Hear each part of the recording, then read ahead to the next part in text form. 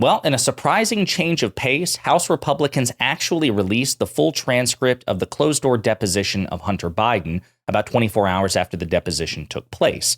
Now, based on all accounts, it went disastrous for the Republican Party. Even right-wing media and Republicans say that. But there's a lot to unpack in the transcript, so we're going to go through it. But before we unpack all that, if you end up liking this video and you want to support the channel, please be sure to hit the like, subscribe, and alert bells before you go. I'd greatly appreciate it. All right, friends, the transcript in question is 229 pages. We are not going to read it line by line by line. Maybe we will eventually on a live stream. But there are key excerpts throughout the 229 pages that I want to go over with you because they speak to, I mean, number one, Hunter Biden's incredible performance, the sass and the brilliance from House Democrats, and also just the sheer refutation and contradiction of many of the GOP's central claims in this witch hunt. But before we do that, I do want to play one clip because it has ranking member Jamie Raskin, the chief Democrat on the House Oversight Committee, conducting this deposition. It's one clip, but that's all we're going to play, and then we're going to dive into the transcript itself. And this is Raskin's overall assessment of how the deposition went. Did he admit to the crime of the century in that deposition today? No, he pretty much debunked and demolished every theory that's been floated, and he kind of knocked down every piece of flotsam and jetsam from this impeachment expedition shipwreck that the Republicans have left us with. It's just been a comedy of errors from the beginning. But of course, the original witness is now in jail in California as a flight risk after being indicted by the U.S. Attorney Special Counsel David Weiss, who was named by Donald Trump. And he was indicted for lying to the FBI and constructing a false record. And so it's just one felon after another who are the people they've been lining up to tell these lies and conspiracy theories. And the whole thing has a very strong whiff of Russian propaganda and disinformation now. Because of the recent revelations in that California prosecution. But in any event, Hunter Biden really acquitted himself very well and was able to knock down, every attempt to catch him up in something. And, he made the basic point, look, guys, you can go after me all you want, but my problems are my problems. My father was not involved in my business financially in any way at all, and he rendered no benefits to my company, and I never asked him to. Sounds like a very solid, very thorough refutation, again, of the GOP's claims. So let's dive into, again, I don't know, let's see, 1, 2, 3, 4. I'm going to guess like 12, 13, 14 different excerpts. Again, we're not going to go through the whole thing. It would be very long. There's some things I just want to point out to you. So number one, the first thing you should keep in mind is that Hunter Biden was obligated under the pains and penalties of perjury or criminal prosecution to answer these questions honestly, right? So is it possible he's lying? Sure, but he'd be an absolute idiot to do so because, of course, Republicans are going to go over this with a fine-tooth comb, and he is liable for legal prosecution, not just now, but potentially under a Republican administration in the future. So with that in mind, let's dive into it. So one of the things that he really emphasizes here, too, is that Hunter Biden says that there was an imperative, both moral and ethical, and just within the Biden family, to create some sort of firewall between himself in his business practices and President Biden, or then Joe Biden. You said there, I did not involve my father in my business, and you go on to state that as a lawyer, in any of your investments, any of your transactions, as a corporate board member or an artist, will you give the rationale behind that? Was your father trying to be involved in your business and your legal practice and so on, and you had to keep him out? Or was it just an assumption both of you had? Hunter Biden says, number one, it's just a natural family relationship. I was a professional adult, and I had my business, and my dad had his business. But there was one thing I was fully aware of my entire life. So my dad was an official of the U.S. government, which is true because Joe Biden became a senator in the United States government, in the United States Senate, when Hunter Biden was 2 years old. And there were very bright lines that I abided to, that I was very, very cognizant of. And I made certain that I never engaged with my father in asking him to do anything on my behalf or on behalf of any client of mine. Okay? So that was important. He said that from the very outset, he understood that.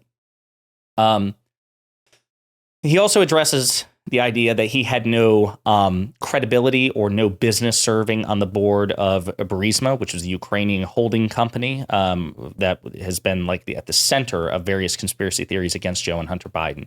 So he says, listen, one thing I'm absolutely aware of is that cognizant of the fact that when people engage with me, they're engaging with me because of my skills. Like, for instance, you guys, he's referring to Republicans, have gone out and said that I had no credibility. Note that there's no way I should have been serving on the board of Burisma. I just read you my resume, which you did. And he says, I'd put my resume up against any of you in terms of my responsibility. I don't know anybody else that was at a time that was teaching at the #1 rated course at Georgetown School of Foreign Service in the master's program in terms of foreign policy and advocacy. I was literally on 17 or 12 different boards. I only listed like 10 of them at a time. So I had an enormous amount of reasons to be on the board of Burisma. Okay, not simply because he carried his father's last name, even though I'm sure that was an added bonus to Burisma, at least in their mind.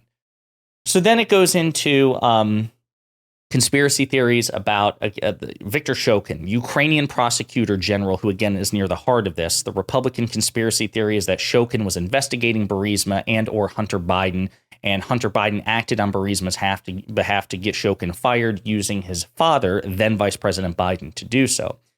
So he says, listen, the most important thing I'd like to add once and for all is that we can all agree there's not a single person other than Alexander Smirnov, the guy that Jamie Raskin was talking about, the FBI confidential source who is now being charged by the FBI for lying to the FBI about this, that Shokin was fired because I was on the board of Burisma. It's literally the exact opposite, and that's been a fact now since it was first claimed. In fact, I'm telling you, it's a fact.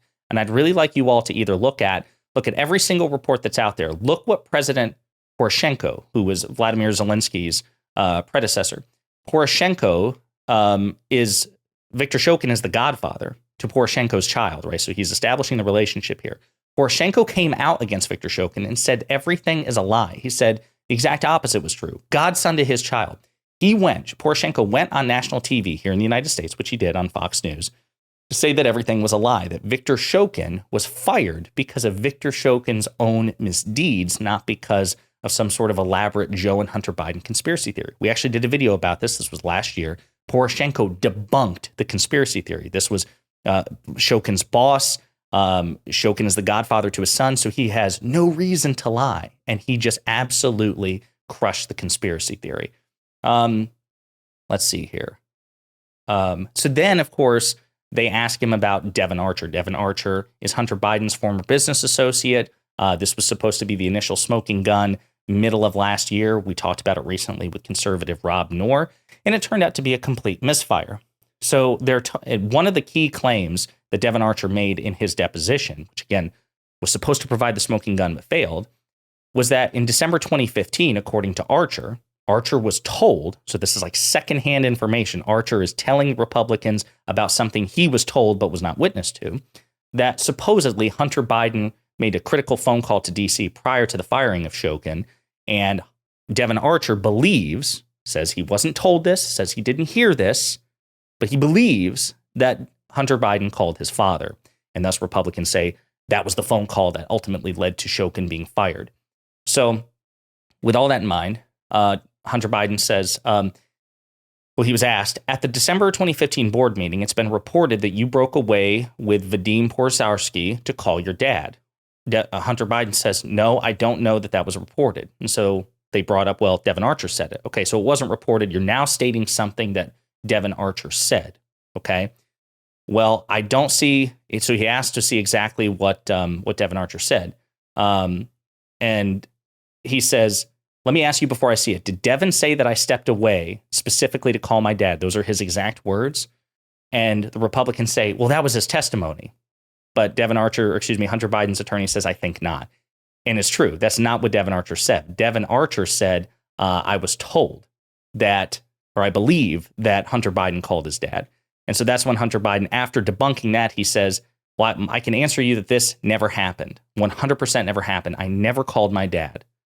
Okay. So he very emphatically says under the pains and penalties of perjury that he did not make a phone call to his father in December 2015 to pressure the firing of Viktor Shokin, that phone call that Archer suggests may have occurred did not happen. Let's see. So they bring it up again later on. So I just kind of want to do these in clusters. He says, you maybe made a call to Washington, D.C. This is what Hunter Biden's being asked. He's like, no, it's not that I don't remember it. I can say emphatically that I never, ever, ever picked up the phone to call my dad to tell him to do anything on behalf of Burisma. The Republican says, well, I said you called Washington, D.C. Hunter Biden says, I don't recall calling Washington, D.C. The Republican says, so is your testimony contradictory to Devon's? Is that fair to say? Hunter says, I would say my memory is definitely contradictory to Devin's as it relates to 9 years ago, a dinner and a phone call that he was not party to. Devin testified, and that's why it's important we have the transcript in front of us, right? So Hunter is pushing back, right? The Republicans are either misstating or overstating or lying to try to trap him or because they're simply confused, and he is debunking them in real time. He says it's important to have the transcript in front of us because he does not say he was a witness to that phone call. What he says is that I walked away from the table and that what he assumed was that I called DC. Devin's assumption was wrong. I did not call DC. Again, very emphatic about this. Another thing that Hunter Biden addresses is this screenshot of a WhatsApp message in which Hunter Biden is basically, according to Republicans, threatening a business partner. And he says, my dad is sitting here right now, and he's threatening his business partner with his dad's presence. Like, my dad's going to be really mad at you if you don't do X, Y, and Z. So Republicans ask him about that. He says, listen, this is actually, it's kind of funny. He says, the number in that WhatsApp message, that screenshot, went to a different person. The guy's last name was Zhao. He says it's a common surname in China. You all assume it is Henry Zhao, who is connected with the CEFC. It's actually to somebody else. He says, the number that I believe went to, was Henry Zhao. Zhao is very common surname in China, very common surname. And I, like an idiot, directed it towards Henry Zhao, who had no involvement, with no understanding or even remotely knew what the hell I was doing. Excuse my language. This is why the report from the IRS is absolutely wrong. They're two different messages. The Zhao that calls me is not related to the message that was sent. I speak to him the next day. They're two completely different sets of messages. So he goes, I was high out of my mind. He goes, I was probably drunk and high out of my mind, which is why Zhao, the person who received the message, seemingly had no idea what I was talking about because it was to the wrong person. And this was yet another supposedly piece of like a smoking gun piece of evidence. Let's see here. So another one to point out is, again, so people complaining about Joe Biden meeting with people that Hunter Biden was affiliated with. So he says, the Republicans say the whole thing is that a former vice president is coming to meet potential. And Hunter interrupts him. He goes, well, he didn't meet any of my business partners. You know that he didn't. Number two is that I never involved him in any of my business. Number three is he never benefited from any of my business. Number four, you know there was no evidence of any transactions in which I sent money to my dad or my dad took action to benefit me or my business. You know all of these things, but you look at one text message out of context. And when I say, hey, my dad's going to be in town, he's also visiting my daughter, I'm going to have lunch, maybe we'll all get to see each other because it's also with my uncle. I'd love him to meet my new partner. You say there's something wrong with that? I really mean it. He's out of office. And the Republican says, well, it raises questions. And Hunter says, no, he's out of office. You're saying he can't do that. So when Jared Kushner flies over to Saudi Arabia and picks up $2 billion and comes back and puts it in his pocket, okay, and he's running for president of the United States, you guys have any problem with that? So he flips the script using Jared Kushner. And he also points out that even if Joe Biden at one point met with Hunter Biden's business partners, which didn't happen according to Hunter Biden, even if that's the case, in the event that they're talking about, Joe Biden wasn't president or vice president. There's nothing illegal or corrupt about that a former vice president would meet his son's business partners, which again, according to Hunter Biden, didn't occur, at least in the event that they're talking about. Another thing to point out, all things about Tony Bobolinsky, okay? This is yet another piece of smoking gun evidence. This is the 10 for the big guy, right? The source of that particular allegation that they were working on some sort of business arrangement in which Joe Biden, aka the big guy, according to Tony Bobolinsky, would get a cut of Hunter Biden's business, would therefore benefit from it directly. And throughout the course of the conversation, Hunter Biden makes it very, very clear that, number one, there's no record in any sort of business arrangement where 10% is carved out for Joe Biden. So number one, that didn't happen. Number two, Tony Bobolinsky was actually out of the business arrangement shortly after even making the suggestion. So the records don't support it. He was removed because Hunter Biden says that Tony Bobolinsky wasn't trustworthy, that he misrepresented his background, that he seemed very unreliable. But they have no evidence that Hunter Biden ever actually agreed to some sort of arrangement. Tony Bobolinsky seemed to pitch the idea, and it was never acted upon. That's not evidence of corruption, not even on Hunter Biden's part, let alone Joe Biden's part. So Democrats get an opportunity to question. He says, listen, there's an email at the end, 10 held by H for the big guy. And Hunter says, yes, that's what was said. Democrats say, I want to be very clear. This is an email by James Gilliard. He's the one making the suggestion, posing this as a question. Hunter Biden says, yes. Democrats say, this is not from you. Correct. You never suggested that your father be involved in your business dealings with CEFC.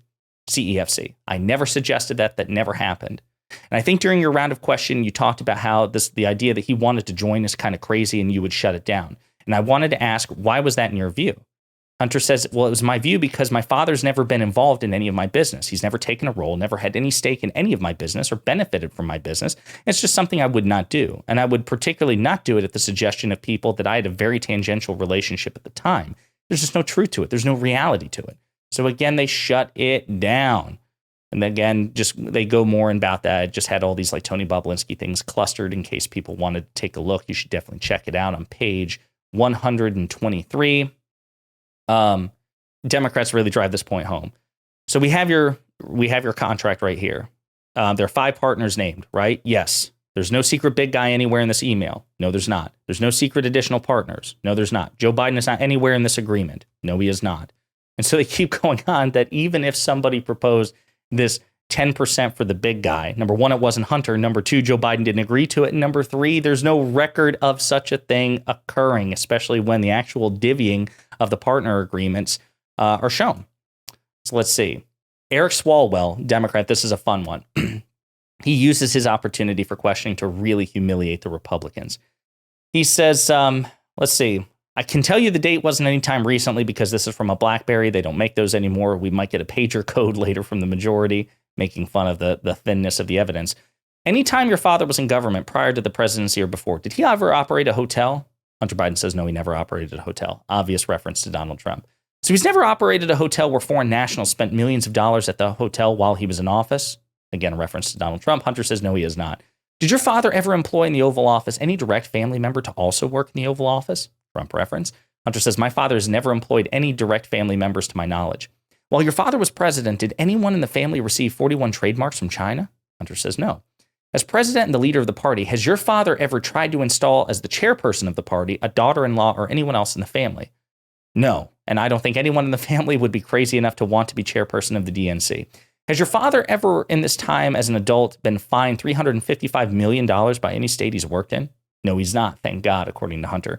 Anyone in your family ever strike a multi-billion-dollar deal with the Saudi government while your father was in office? No. That's all I've got. Thank you. And so it just goes on and on and on. I mean, we're 18 minutes in. I could keep going. There were like 4 other things. But listen, you guys should really check this out because he very much debunks all of the conspiracy theories in real time, including the loan repayment checks. He spars with Republicans about that. He says, you got to be kidding me. He's released 27 years of his tax returns. You defend a man that won't release his tax returns and is the least transparent human being on the face of the earth, and Mr. Trump. And you're saying that my father should bow to you because of this improper process and somehow bend to you and do what no other president, let alone your president, your supposed president, would ever do? Good response. And he says later on, he goes, you have all my receipts. You have every bank account I've ever had. You have every bank record I've ever had. You've subpoenaed. I've not objected to your subpoena. Over 10,000 pages, 14,000 pages of bank records. You have every transaction I've ever made. Do you see a transaction, Mr. Gates, referring to Matt Gates? It's not incumbent on me to point to you to something that doesn't exist. It's incumbent on you to create something, to come up with something based on the voluminous evidence you've collected, which shows no involvement between himself and his father. And then Democrats point out again that they actually have the records which show all these loans going from Joe to Hunter and then the loan repayments from Hunter to Joe. So it's all set in stone. Folks, again, that was the Cliff Notes version. Sorry for blitzing through that, but again, it's 229 pages. I read through the whole thing. I have a gazillion notes. I'm sure it's going to come up in multiple debates in the future and exchanges on Twitter. But this deposition, there's a reason Republicans are saying that it came off really well for Hunter Biden. Even Republicans are saying that, right? Because Hunter Biden, he answered questions substantively. He was funny. He was witty. He was appropriately. Defiant is the word that Republican Nancy Mace used because, of course, they want somebody to be meek and timid. And Hunter Biden certainly wasn't that. This is damning for the GOP's witch hunt against Hunter Biden, as have all the other previous developments. Let me know what you think in the comments.